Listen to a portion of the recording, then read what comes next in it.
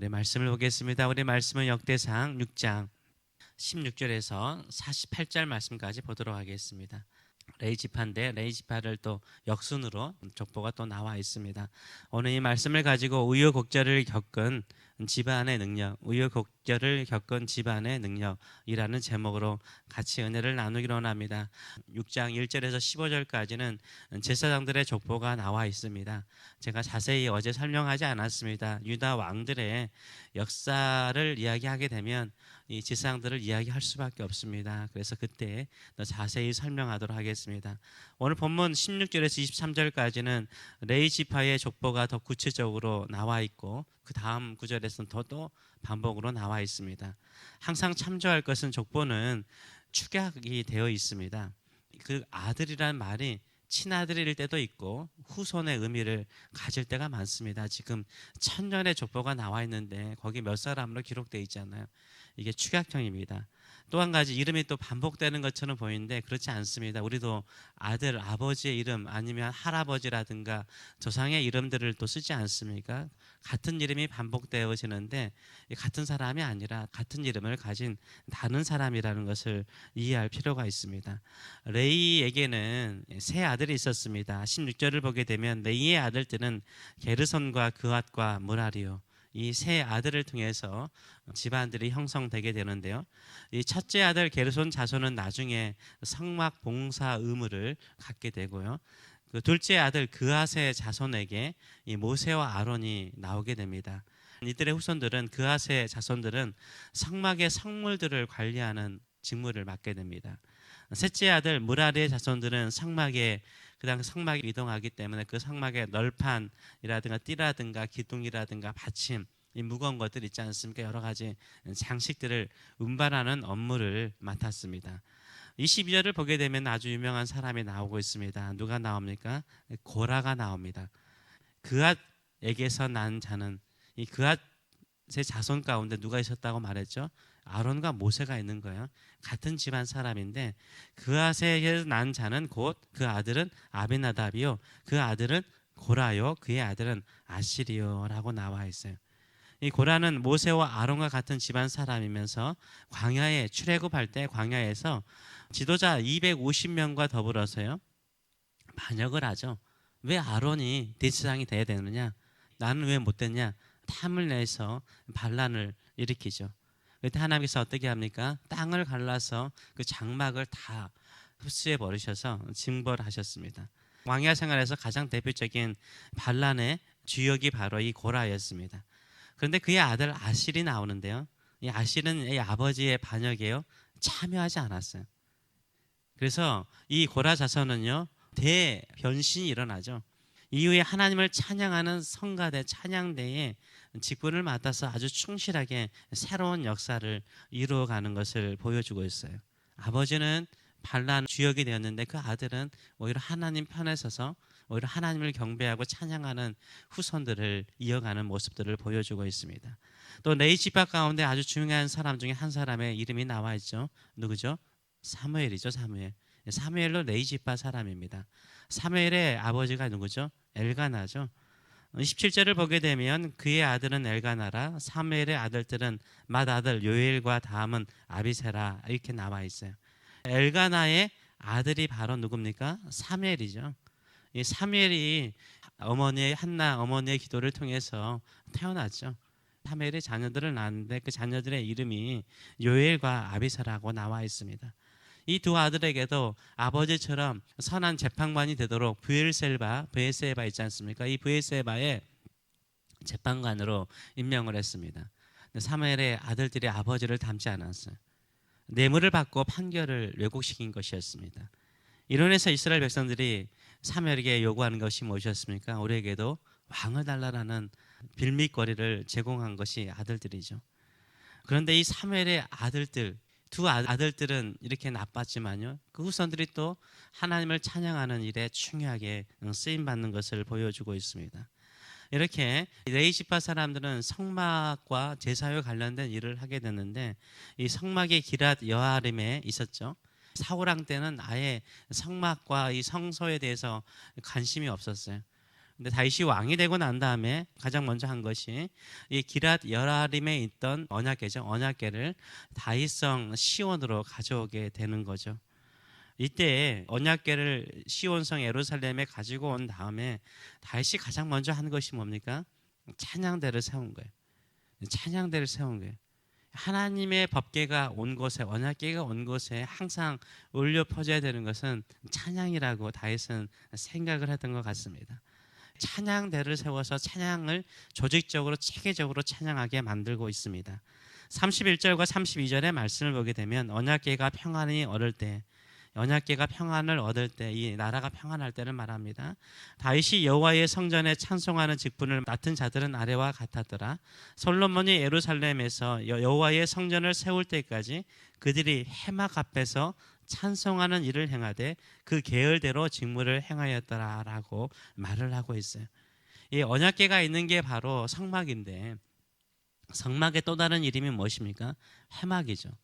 성막은 제사에 대한 의미를 강조한다면 해막은 무엇을 의미합니까? 만날 회자거든요. 하나님을 만나는 장소, 회막은 하나님을 만나는 장소를 강조할 때죠. 성도들이 하나님을 만나는 것을 강조할 때는 회막이라는 표현을 쓰곤 합니다. 하나님을 만나는 사람들, 이게 뭐 하는 사람들이죠? 예배하는 사람이기도 하지만 또 한 가지는 기도하는 사람들이죠. 이 기도하고 예배하며 하나님을 만나기를 사모하는 자들, 사제의 은혜뿐만 아니라 깊은 소원을 가지고 주 앞에 나오는 사람들을 향해서 주변에서 찬양대가 뭐 해주는 거예요? 찬양을 해줬다라고 말하고 있어요. 하나님을 경배하게 한 거죠. 우리가 기도하다 보면 우리의 신세 한탄을 할 때가 많거든요. 근데 찬양이 울려 퍼지고 하나님을 성축하고 경배하는 찬양의 소리가 울려 퍼지면 어떻습니까? 하나님을 바라보게 되고 하나님을 의지하게 되고 하나님의 그 선하신 뜻에 우리의 모든 것을 맡길 수 있게 되는 거죠. 이렇게 다윗은요, 해막 앞에 찬양대를 세워서 아주 조직적으로 체계적으로 찬양을 하도록 만들었어요. 이 찬양을 체계적으로 하도록 만들었는데, 첫째는 그앗 자손의 해만이 중앙에서 찬양대를 주관했고요. 아삽, 우리 시편 보면 아삽의 시라가 나와 있잖아요. 이 아삽은 해만의 오른편에서 찬양을 했어요. 그리고 예단은요, 좌편에서 찬양대를 이루어서요 찬양을 했어요. 33절의 말씀을 보게 되면 직무를 행하는 자와 그의 아들들은 이러하니 그앗의 자손 중에 해만은 찬송하는 자라, 찬양을 주관하는 자라는 거죠. 중앙에서 해만이 만든 찬양대가 찬양을 했던 거죠. 아마 중앙이었기 때문에 모든 것을 주관했던 것 같아요. 근데 이 해만이 누구의 손자일까요? 선지자 사무엘의 손자라는 것을 기억하셔야 돼요. 39절을 보게 되면 해만의 형제 아삽은 해만의 오른편에서 직무를 행했다라고 말하고 있어요. 아삽은 제가 이미 말씀드린 것처럼 시편 50편 73편부터 83편까지 시편 12편의 찬송 시를 만든 사람이에요. 영적으로 대단한 사람이라는 것을 우리가 알 수 있죠. 또 44절의 말씀을 보게 되면 그들의 형제 무랄의 자손 중 그 왼쪽에 직무를 행하는 자는 예단이라. 예단에 또 다른 이름이 있는데 여두둔이라는 이름이 있어요. 시편에 보게 되면 여두둔을 따라서 이 작곡에는 아주 유능한 사람이었다는 것을 알 수 있어요. 이렇게 찬양대가 해막 앞에서 찬양하고 성전에서 체계적으로 찬양하는 것을 볼 수 있습니다. 근데 이들이 찬양의 스킬, 찬양의 능력만 가진 사람이었을까요? 아니요. 하나님과 깊은 만남이 있는 사람이었어요. 이들을 선견자라고 부르거든요. 일종의 하나님의 말씀을 선포하기도 하고 가르치기도 하고 찬양했던 사람들이었다라고 이야기를 하고 있어요. 역대상 25장, 우리가 나중에 보겠지만 역대상 25장 5절을 보게 되면 해만은 하나님의 말씀을 가진 왕의 선견자였대요. 왕의 선견자, 하나님의 말씀을 가르치는 왕의 선견자였다라고 이야기를 하고 있고, 역대하 35장 15절을 보게 되면 왕의 선견자 여두둔, 예단을 말하거든요. 왕의 선견자였대요. 그리고 아사바님이 말씀드린 것처럼 시편 12편을 지을 정도로요, 하나님과의 깊은 만남과 하나님의 메시지를 전하는 사람이었다는 것을 우리가 알 수 있습니다. 찬양이 중요한 건 누가 모르겠습니까? 찬양이요, 영적으로 그 사람을 하나님의 깊은 만남으로 인도하는 거죠. 우리가 이 새벽에 나와서 두 곡의 찬양을 할 때 이 찬양이 하나님께 더 깊이 나가는 길이 되기를 원하고요. 또 기도가 되지 않으면 찬송을 통해서 우리가 하나님께 더 깊이 나갈 수 있는 것입니다. 또 우리 교회 안에서도 찬양의 소리가 울려 퍼지는 교회가 될 수 있도록 더 크게 울려 퍼져서 주변의 사람들, 또 걸어가는 사람들, 이웃들의 영혼을 깨우는 놀라운 역사가 일어날 수 있도록 우리가 늘 기도하시는 저와 여러분 되시길 축원합니다. 이 레이지파는 참 우여곡절이 많잖아요. 호라는 하나님의 뜻에 반역하지만 그의 아들 아실은 거기에 참여하지 않고 그의 후손들이 찬양대를 이루어서 얼마나 귀한 일을 합니까? 사무엘은 거룩하게 쓰임받지만 그의 아들들은 범죄자였잖아요. 오히려 왕을 달라라는 구실을 만들었던 자인데 그의 손자는요, 찬양의 은사가 있어서 하나님을 더 깊이 만나는 역사가 일어나는 이런 우여곡절이 있는 레이지파 사람들, 그들의 능력은 뭐였습니까? 하나님을 섬기는 일에 집중했고 찬양하는 일에 집중했다는 거죠. 찬양을 통해서 하나님을 더 깊이 만나고 하나님께 예배하러 오는 모든 사람들이 더 하나님께 깊이 나갈 수 있도록 인도하는 자들이 되었습니다. 우리의 삶에도 우리 이런 역할을 감당하는 저와 여러분 되시기 바랍니다.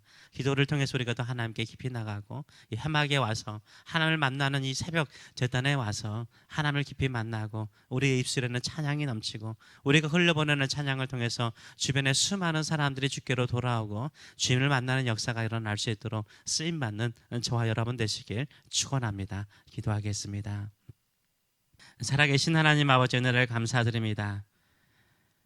참 우여곡절이 많은 지파, 레이지파. 야곱은 너는 범죄자다, 흩어질 거라고 말했는데 레이지파들은 온 지파 가운데 흩어졌지만 하나님을 섬기는 자들이 되었고 찬양하는 자들이 되었습니다. 새로운 변화의 역사가 그들 안에 있었습니다. 광야의 시대의 고라는 하나님의 주권을 반하여서 반역을 일으켰지만 그의 아들 아실은 오히려 믿음을 지켰나이다. 그리고 그의 후손들이 하나님을 찬송하고 경배하는 일에 얼마나 귀하게 쓰임받는지 모릅니다. 사무엘은 어머니의 기도로 태어나서 거룩하게 쓰임받았지만 그의 두 아들들은 뇌물을 좋아했고 세상 것을 좋아했습니다. 그러나 그의 손주는 찬양대의 대장이 되어서 얼마나 귀하게 하나님께 영광을 돌리는지 모릅니다. 수많은 우여곡절이 있더라도 주를 붙잡고 주를 의지하는 자들을 통해서 그들의 후손들을 통해서 영광받기 좋아하셨사오니 우리도 늘 하나님을 가까이 하는 저희들의 삶들이 될 수 있도록 은혜 도와여 주시옵소서. 해막 앞에서 찬송하였던 자들처럼 하나님을 만나고자 하는 심령들이 주를 더 깊이 만나게 하여 주시고 주를 찬양하게 하여 주시고 영적으로 풍성해져서 하나님이 이루시는 일들을 증거하는 찬송의 삶, 증인의 삶, 복음을 전하는 우리의 삶이 될 수 있도록 축복하여 주시옵소서. 이곳이 해막인 줄 믿습니다. 우리의 마음속에 하나님을 만나는 만남의 기쁨이 있게 하여 주시고 우리 주변에 천사들이 울려주는 찬송의 소리를 들으며 주의 보좌 앞에 더 깊이 나가는 우리의 삶이 될 수 있도록 축복하여 주시옵소서. 감사드리며 예수님의 이름으로 기도함나이다. 아멘.